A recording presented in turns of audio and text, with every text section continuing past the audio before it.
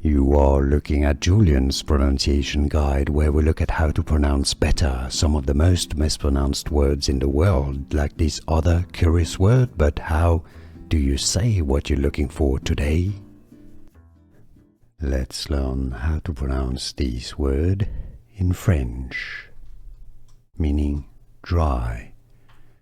This is also the name of an animal. It's the same word, meaning cuttlefish, also in French, but generally this just means dry, and it's the feminine version of the word.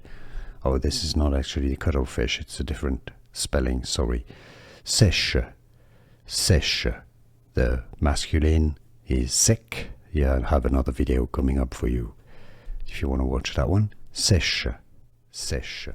Here are more videos on how to pronounce more confusing words and names too many mispronounced. Like this video if you found it useful. I appreciate your support. I'll see you soon, and thanks for watching.